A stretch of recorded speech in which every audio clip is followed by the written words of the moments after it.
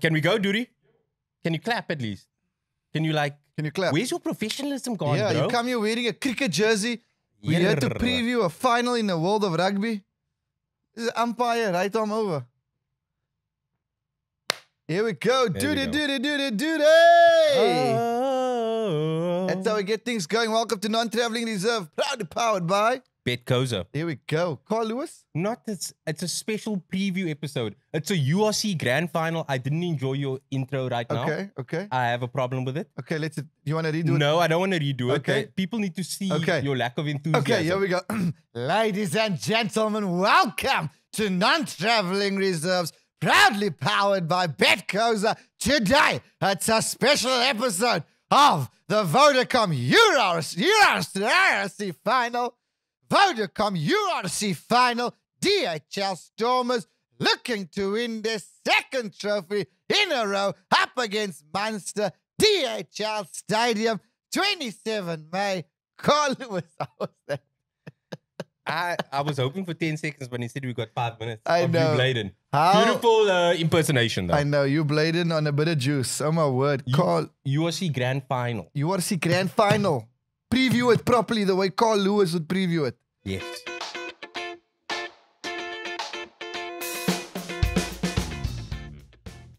I'm excited. Very excited. Can we start off before anything else? Tickets sold out within 3 hours. Yesterday. Did you try to go online? I didn't. I was just like, I like to watch my sport from home. Okay. So I did essentially want to take my daughter, but I wasn't willing to stand in the line. Okay. I just wasn't ready for that. I was online on a cell phone, on a laptop, and on a tablet. Wow. 3 devices. Wow. 3 devices. The one was 14,000 in the queue. Other one was 10,000 in the queue. Yeah. And the other one got kicked out. And my idea was to buy tickets for the family. Yes. The friends. Yes. Hey guys, I got a bulk order. Here's 10 tickets. Yeah. Are we all going to pull in?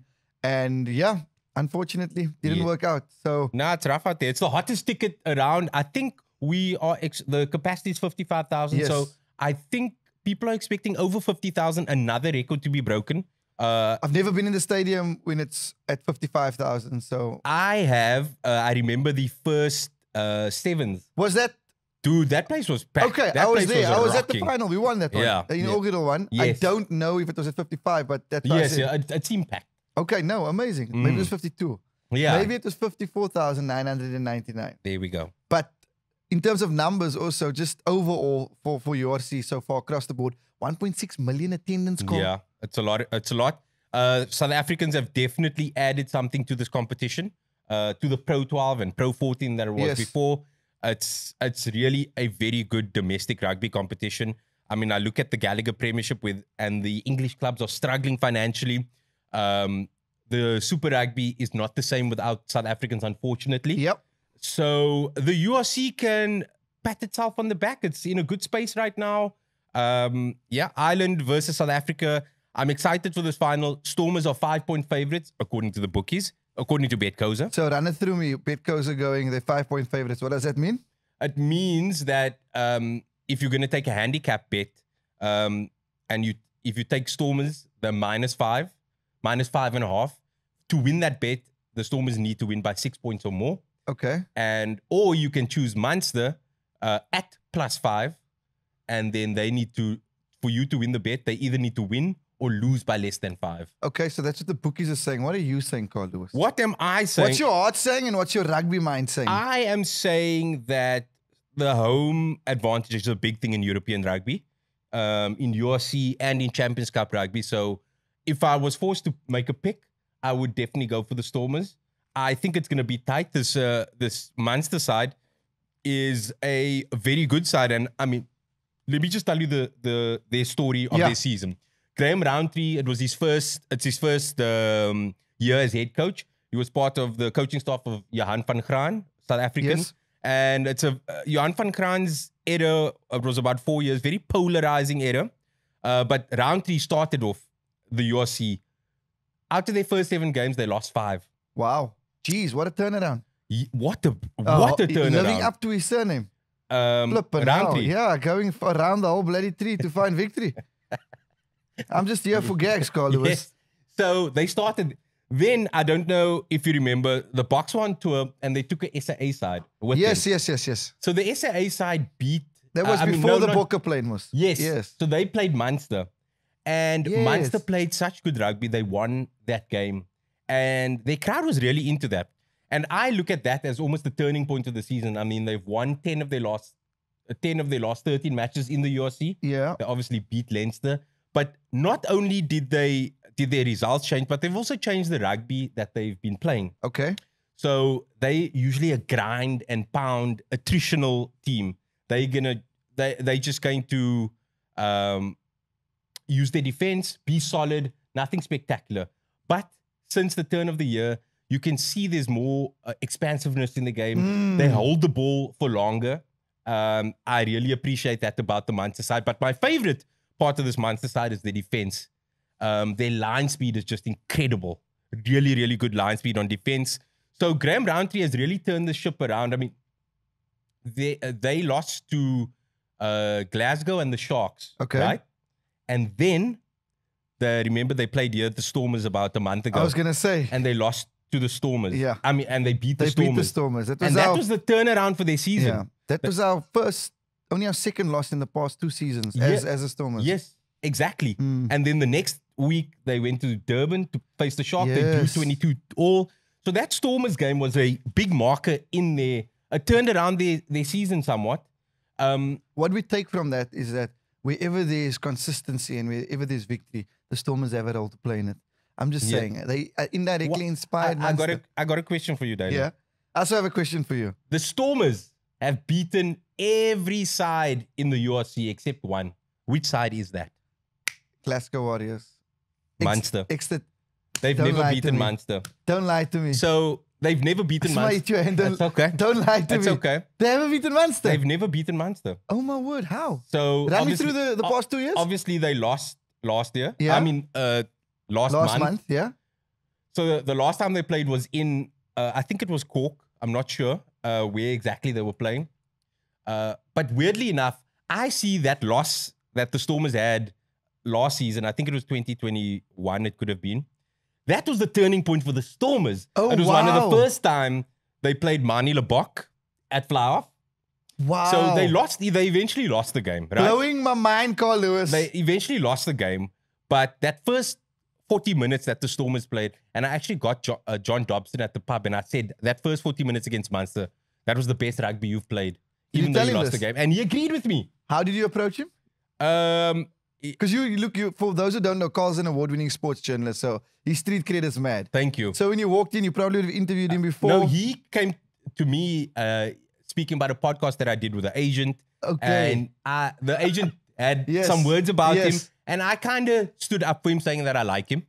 100%. So he mentioned that, and we spoke rugby and stuff. Anyway, that first loss against Munster, that was a turning point for the Stormers. The Stormers, I wow. Felt, How early on in the season was that? It was like midway. I think late 2021. Okay. Anyway. And also, we were still getting used to playing abroad in Europe. First experiences. Yeah. And for this final, Munster will welcome back Archie Snyman. I love him. Conor Murray, who's obviously the Irish. He's now the second choice scrum, of course. The Leinster scrum of Jamison Gibson Park. I'm feeling him. He's my number one choice. So they all have names that could be gags. Like, don't run around the corner. And for Jamison, you just mustn't drink his namesake. Is it all? And it could be Jamison Gibson Park. And then so I think Fekatoa's back as well. Fekatoa is back. Yes, their big signing, their marquee signing, although he's leaving. And then Jean Klein, who's been superb for them this season, South African lock. Yes. He'll also should be a key player. And then the guy who scored the drop goal against Leinster, Jack Crawley, also a player to watch. I'm happy for Archie because I remember when he signed with him initially, so much it headed into injury. He's dealt with 2 major injuries. It could even be 3. But yeah, he's back. This Munster side is not to be taken lightly. I want to ask you a question before we get into it. Dury, if you could just pull up this iconic photo in Springbok regalia. We have, everyone's 2 meters. Lotte is here, I think. Then you got Franco Mostert, big fan of Franco. Yeah, great engine. Yeah, big You're engine. hitting me a lot there. I know, this is the exciting. It's very sore. This is the exciting daily going, listen. Ow. And then Evan Itzebeth. Yeah. And then and Franco and Archie Snyman. And I'm looking at this going, if I'm playing against the Springboks and these 4 units are in front of me, it's a wall that can lift you up and push you through another wall. What's Munster's, who's the key players to look out for? Who's the game changers? The game changers, like Arceus Snyman, definitely his ability for a lock, his skills are just, no other lock can provide his skills and his offload skills, and no other team has had more offloads, I think. I think they're either 1 or 2 in the URC in terms of offloads. Wow. And he's a big part of that. Obviously, Fekitoe in the middle of the park, he's key. Connor Murray at 9, I think as much as they keep ball in hand a bit more, his box kicking will be imperative. And then we have to look at their set pieces. Can they hold up against Frans Malherbe, Steven Kitshoff, and Joseph Dweba in the front row? Yeah. That's big. So you mentioned those 3 players, which is so ironic because they didn't feature in the semis against Leinster. All injured. Yes. Now back from head injuries. Yes. Sure. Timing, eh? Timing and a good time. They've got they had 2 weeks to rest, so the travel won't impact them as much, which is good. But just moving to the Stormers, you were talking about lumbering locks. Marvin Orie is fit. Blessings. And he's obviously the line-out general. And some people might not rate Marvin Orie in comparison to other South African locks. But I had a very deep dive interview with Rito Shlongwane, the forwards coach of the Stormers. Yeah. And I mean, Durant will probably attest to that, how highly he spoke of Marvin Orie as a line-out general. Like, he relies on Marvin Orie for his vision. He really understands the line-out, and he believes that Marvin Orie will be an excellent coach one day. And then obviously we have the inspirational Dion Fourie back. Yes, the man, the myth, the legend. So the nice thing is that both teams are at full strength. And I was going to say, it's falling into place to make sure that we have the grand final that we deserve. Before you go into any more detail, just shout out to Tygerberg High School for producing Marvin Orie and Eben Etzebeth. 2 great locks. Imagine running into them. Yeah. At high school, Carl. In matric. You played rugby. Scary. Yeah. Scary. What would you do if you saw Eben and Marvin running I tackle them. I've seen you tackle a couch in Pulla. Let's run through the Stormers team. We are fully fit. Steven Kitshoff, let's start with our skipper. His final game at DHL Stadium, bro. Yeah. What an icon of Western Province and Stormers rugby. He deserves the money that he's going to get from Ulster. He's going to be such a huge player for them. Yeah. Because he's just professionalism, the epitome of professionalism. That's right. We use words like epitome on this podcast. So, yeah, very exciting for him. Hopefully we can, I mean, as a Stormers fan, I obviously want him to walk away. Yes. But that battle, that's one of the Stormers' biggest strength, the front row battle. I mean, they have Frans Malherbe, Dweba, they're a great front row. Dweba's throwing has improved. It's not perfect, but it has improved. That's one of the key battles. Then I think Manie Lebok's kicking. Yeah. Because obviously it's not maybe going to be as open initially. It's going to be finals rugby, I feel. Yeah. It's going to be tight. Low scoring first half. Yes. That's my prediction. Yeah. So Manie, go for poles, don't run it. Oh, I doubt that because please run it. That's one thing rugby has definitely had to shift where we're running, eh? We're not kicking. Yes, like even the final against the Champions Cup final, Leinster La Rochelle. Leinster had an opportunity to kick. Can we just give Dylan Lades and Raymond Rule and Guthrie Steenkamp? Hey! Love him, eh? Yeah. Love Guthrie Steenkamp. And he's a smart man when it comes to scrums. Yeah. Look out for him. That's a future Springbok forwards coach. I binge on his Insta all the time because he goes through some drills, etc. Yeah. And just shout out to him for giving that access because coaches don't always show their games on social media. Yeah. And he's given some lekker insight. So just, Dylan, Raymond, and Guthrie, thanks for flying the flag, man. And Cheslin also. Cheslin, yes, man of the match performance. Didn't even score a try. Did his guy? But he made such huge tackles in his 22 hits consecutively. But he had a big game there. But back to the Stormers. Look, they're favourites. The pressure is definitely on the Stormers. Munster shouldn't feel any pressure. Yes. I don't think many people are backing them. On that handicap, though, I would back them +5. Okay. Because I think it's going to be tight if I'm a betting man. For the Stormers, like I said, Manie Lebok, important. They're going to have to absorb the pressure early, settle into the game. Like the way they played... the first 10 minutes against... Connacht. Yeah, man. That was loose, eh? Yeah. There were some errors, and we can't afford to make those errors. Yes, because like I said, the Munster defense is very good. So I just need them to settle early. I think what would also be a big thing if Manie Lebok kicks over his first kick. Yes, just to settle the nerves as well. Yes. And I'm hoping for big games from our midfield, Dan du Plessis, who's been excellent this season. Dude, I feel like Dan hasn't been given the love that... No, I wanted to ask you. He's been amazing, bruh. Even on with that try against Connacht, taking that quick line out and just seeing that there's space over there. And then every game he's been fire, man. We were fortunate enough to do a really cool interview with Ruanel. Yes. And he was speaking about centers that he's just enjoyed playing with. Dan Dup in there. I like listening to Ruanel speak, by the way. Good. He gives great answers. Mature. Yeah. Experience. But you can see that seniority of Blitzbox caps. Yes. Yeah. That comes through.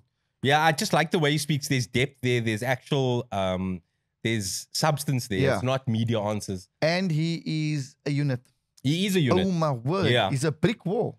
It can run fast as well. He was just so crucial last week, bro. Yes. The whole season. He made some big passes. Look, that backline is ready to fire. Yeah. If they can fire early, I'm also hoping for a big game from D. Willemse. Yes. I got love for him. All of us. France, everyone. I think every Stormers player has showed up with their hand up. Yeah. Zas as well. There was a handling error with one of the possible try moves, but then showed up again. Yes. No, so everyone has showed up when they needed to show up. Do you know I also want to show up? I spoke about Conor Murray's box kicking. I want Herschel's box kicking. Yes. Because look, I've been very impressed with Paul de Wet as well this season, but Herschel's arrested this downward slide I feel he was going on. And it was an extended downward slide. Yeah. But over the past month or two, he's been given a starting role and he's shown up. So that's good. His box kicking is going to be essential because you don't want to play finals rugby in your half. Yes. You want to play the territory game. Important. So yeah. And my last thing on the Stormers, we got the back row. Evan Roos, Hachiva Damani, and Dion Free. Yeah. That's the best back row. Evan Roos's power.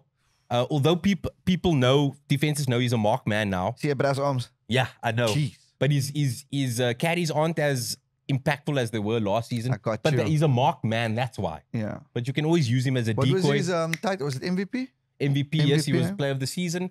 And with Dion Fourie back, like Willie Engelbrecht, he's a top player.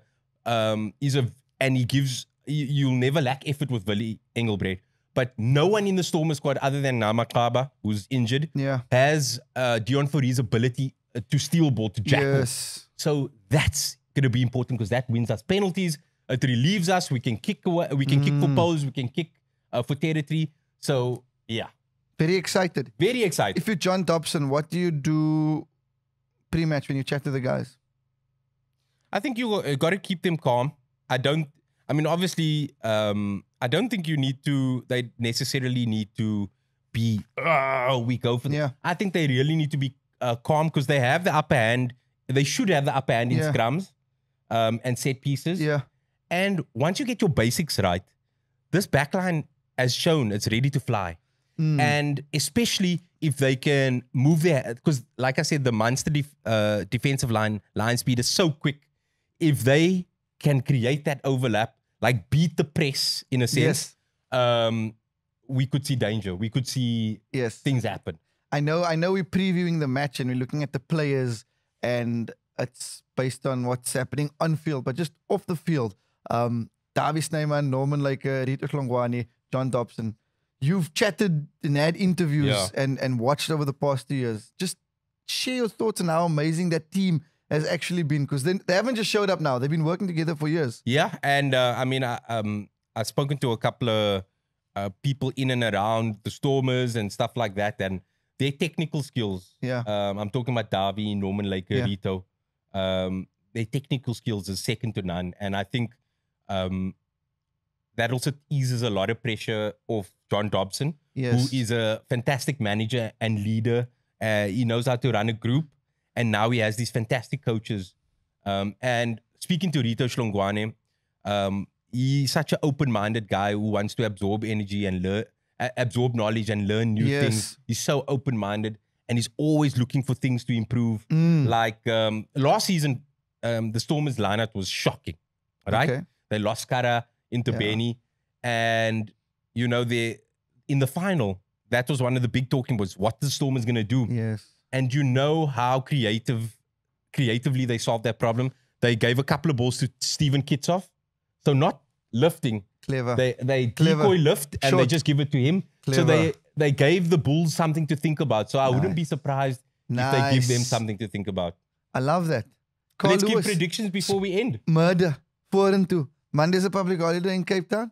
Tuesday's we're not working next week. We're going to have another April. Yeah. Even in April when we didn't know when's the public holiday. Score-wise, I know you said you think it's going to be tight. I think it's going to be tries, man. Just based on the vibrancy of the team. Like you said, that shift from running and not kicking. They want to score tries. So, if I come close to this, yo, bro, you owe me a haircut. No? And a wash with a wash.